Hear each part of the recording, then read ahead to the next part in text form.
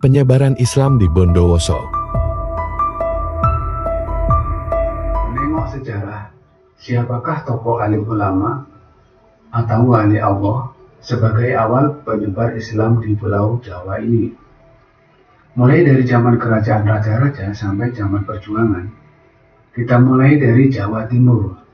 Setelah kita dari Belambangan dan Jember, kita kembali menengok daerah Tapal Kuda, daerah yang tidak punya pesisir pantai, yaitu kota Bondowoso.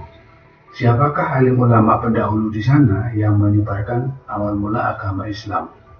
Bondowoso berdiri sekitar tahun 1789 atau 1794 Masehi, dan Majapahit berdiri tahun 1293 Masehi. Kalau dilihat tahun berdirinya daerah Bondowoso, termasuk kota yang baru berdiri setelah 496 tahun Majapahit berdiri.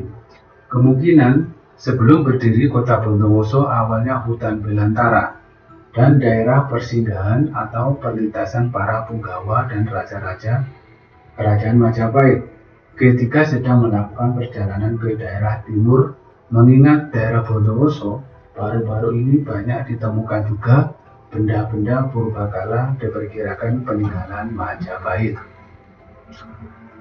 Berdirinya kota Bondowoso berkaitan dengan kerajaan dari Bangkalan Madura dan daerah Karisidenan Besuki. Dikisahkan berawal dari seorang anak yang bernama Raden Bagus Asra. Pada waktu berumur 17 tahun, Raden Bagus Asra diangkat sebagai Menteri Anom. Di tahun 1789,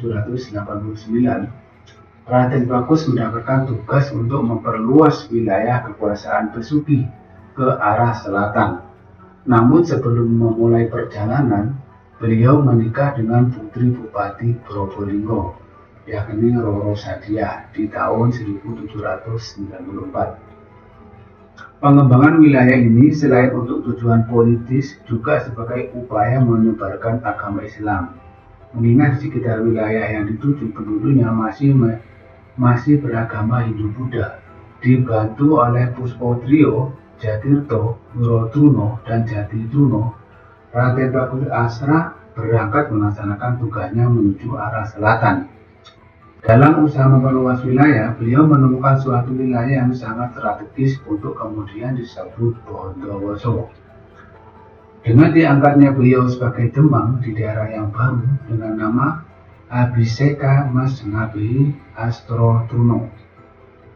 Demikianlah dari hari ke hari Raden Bagus Asra berhasil mengembangkan wilayah kota Bondowoso. Dan tepat pada tanggal 17 Agustus 1819 atau hari Selasa Kliwon 25 Syawal 1234 Hijriah, Adipati Besuki Raden Aryo sebagai orang kuat yang memperoleh kepercayaan Gubernur Hindia Belanda dalam rangka memantapkan strategi politiknya, menjadikan wilayah Bondowoso lepas dari Besuki dengan status Keranggan Bondowoso dan mengangkat Raden Bagus Asra atau Mas Ngabehi Astrotruno menjadi penguasa wilayah dan pimpinan agama dengan gelar Mas Ngabehi Kertonegoro dan berpredikat Ronggo I. Ditandai penyerahan tombak Tunggul-Wulung. Masa beliau memerintah adalah tahun 1819 sampai 1830 yang meliputi wilayah Bondowoso dan Jember. Dari kisah ini, penyebaran Islam di Bondowoso sudah diawali oleh penguasa Bondowoso sendiri, yaitu Raden Bagus Asra atau Mas Ngabehi Astrotruno menjadi penguasa wilayah dan pimpinan agama Islam dengan gelar Mas Ngabehi Kertonegoro dan berpredikat Ronggo I. Selanjutnya penyebaran Islam di Bondowoso dilakukan oleh alim ulama setempat. Ada nama-nama tokoh alim ulama pendahulu di Bondowoso, diantaranya adalah Kiai Mas.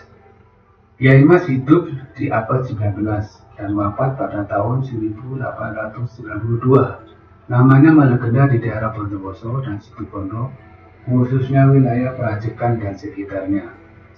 Yang kedua adalah Kiai Haji Asy'ari, hidup sekitar tahun 1883 sampai 1948. Yang ketiga adalah Kiai Haji Hasbullah, seorang alim ulama asal Pamekasan.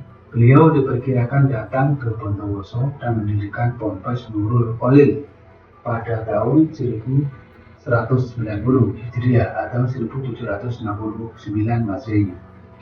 Yang keempat adalah Kiai Haji Raden Abdul Latif, pendiri Pondok Pesantren Kauman Al-Hasani Al-Latifi pada tahun 1363 Hijriah atau 1842 Masehi.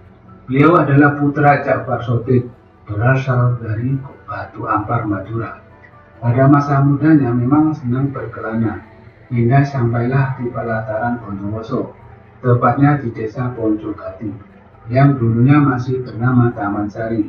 Dan di Pojokgati ini, Kiai Ja'far Shotib memiliki keturunan dari hasil pernikahan dengan putri Kiai Hasbullah sebagai pendiri pertama Pondok Pesantren Nurul Khalil Pojokgati. Di antara para pendahulu alim ulama penyebar Islam di Bondowoso itu, kami tertarik meriwayatkan kisah hidup Kiai Haji Asy'ari. Kiai Haji Asy'ari merupakan perintis awal atau tokoh awal penyebar agama Islam di wilayah Wonosari dan sekitarnya. Beliau merupakan murid Syekh Khalil Bangkalan yang pada masa sebelum kemerdekaan atau saat masa-masa kolonial Belanda berkuasa, Pondok Pesantren Syekh Khalil Bangkalan menjadi tempat belajar para santri yang kelak di masa mendatang menjadi ulama-ulama tangguh di bidangnya. Daerah Bondowoso pada masa itu merupakan daerah rawan kejahatan. Perilaku masyarakat yang selalu berubah di kawasan Bondowoso, khususnya Kecamatan Wonosari dan sekitarnya, diikuti makin maraknya tindakan premanisme dan kejahatan yang dilakukan oleh para preman, penjahat dan promotera. Kiai Haji Asy'ari kemudian mencari solusi agar dakwahnya diterima sehingga bisa mengurangi tindak kejahatan yang terjadi di wilayah Wonosari dan sekitarnya. Solusi ini kemudian melahirkan suatu ide berdakwah Islami dengan cara main keju, istilah lokal dari bahasa Madura yang apabila diterjemahkan berarti menyanyi, mirip seperti sinden atau tindakan saling memukul dengan rotan. Dalam kasus ini, main kejung yang dimaksud adalah tindakan saling memukul dengan rotan. Kejung merupakan tradisi yang pelaksanaannya hampir mirip dengan kesenian Tiban di wilayah Tulungagung, di mana para pemain saling berhadapan dan saling campur dengan rotan. Kejung dalam tulisan ini dimaksudkan sebagai ajang perlombaan untuk menguji nyali, kekuatan fisik, taktik, dan ketangkasan para pemain. Setiap pemain membawa rotan untuk dipukulkan ke lawannya. Pemain dikatakan menang jika berhasil menjatuhkan lawan. Kejung merupakan tradisi yang juga ditemukan di kebudayaan Jawa. Seni ini memadukan kekuatan fisik, kanuragan, gerakan, dan terkadang diiringi dengan musik. Meskipun dalam prakteknya, kejung yang dilakukan oleh Kiai Haji Asy'ari dipengaruhi oleh kebudayaan Madura yang kuat. Aspek yang ditonjolkan ialah gerakan dari pemain kejung itu sendiri yang dinamis, bertenaga, dan tidak terlalu menonjolkan musik. Tradisi ini sering dijadikan ajang taruhan ataupun puji oleh para peserta yang melihatnya. Di sini perlahan Kiai Haji Asy'ari merubah aturan ini. Kiai Haji Asy'ari memanfaatkan kejung untuk menunjukkan lawan-lawannya yang kemudian beliau rangkul dalam proses pembelajaran Islam. Hal ini nampak ketika lawan-lawan beliau yang umumnya merupakan preman dan penjahat menggunakan ilmu hitam, namun berbeda dengan Kiai Haji Asy'ari yang menekankan pada penggunaan ilmu putih atau ilmu agama untuk menghadapi para promotera. Para promotera, preman, dan penjahat yang kala ini tertarik mengetahui ilmu yang dipakai oleh Kiai Haji Asy'ari, sehingga ini mengundang mereka untuk mendalami Islam lebih giat. Beliau menggunakan tradisi lokal sebagai sarana dakwah. karena dakwah secara langsung di kalangan masyarakat Wonosari dan sekitarnya yang dihuni para preman dan penjahat dengan jumlah yang banyak berpotensi memunculkan konflik dan pertentangan. Seiring berjalannya waktu, proses dakwah dengan media seni ini memunculkan kesan baik kepada masyarakat termasuk para preman di wilayah tersebut. Perlahan mereka tertarik untuk melihat lebih dekat kesenian kejung ini dan terlibat di dalamnya. Lama-kelamaan usaha dakwah Kiai Haji Asy'ari dalam menyebarkan agama Islam di wilayah Wonosari dan sekitarnya menuai hasil yang bagus. Keberhasilan ini diikuti pula dengan jerih payah beliau untuk merintis dan mendirikan pondok pesantren Darut Tolabah. Keberhasilan mendirikan pondok pesantren tersebut tidak lepas dari usaha beliau merangkul masyarakat di sekitar Penjahat dan Bromojora di kawasan itu. Usaha dan doa dari sesama kiai tidak bisa dipungkiri perannya. Salah satunya adalah Kiai Haji Raden Syamsul Arifin, merupakan ayah dari Kiai Haji As'ad Syamsul Arifin, pendiri Pondok Pesantren Salafiyah Syafi'iyah Sukorejo, Situbondo. Kiai Haji Raden Syamsul Arifin menjadi Dewan Penasehat atau Pembina di Pondok Pesantren Darut Tolabah dan daerah Wonosari, Bondowoso antara tahun 1910 sampai 1950 Masehi. Saat berdirinya pondok pesantren Darut Tolabah merupakan masa-masa yang begitu genting di mana kolonialisasi Belanda masih melanda wilayah Bondowoso dan sekitarnya. Kemudian diikuti pula penjajahan Jepang. Kondisi ini membuat pondok pesantren Darut Tolabah selain sebagai pusat pendalaman ilmu agama, juga difungsikan sebagai basis pertahanan dan perjuangan rakyat melawan penjajah. Selama masa perjuangan, masyarakat Wonosari dan sekitarnya termasuk di dalamnya santri Pondok Pesantren Darut Tolabah yang terdiri dari berbagai elemen masyarakat, khususnya para preman, ikut terlibat dalam perjuangan melawan penjajah.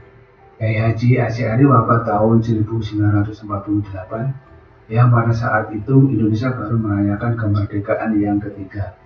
Tradisi kejung yang beliau pakai untuk berdakwah kini mulai luntur. Harapan kita semua semoga tradisi ini bisa terpelihara untuk menambah khazanah kebudayaan Nusantara. Almarhum Kiai Haji Asy'ari dimakamkan di pemakaman keluarga yang terletak di Jalan Kelapa Sawit, Kecamatan Wonosari, Kabupaten Bondowoso. Makam beliau berada di sisi sebelah barat Jalan Kelapa Sawit dan berdekatan dengan pemukiman penduduk dan area persawahan. Wallahu a'lam bishawab. Like and share.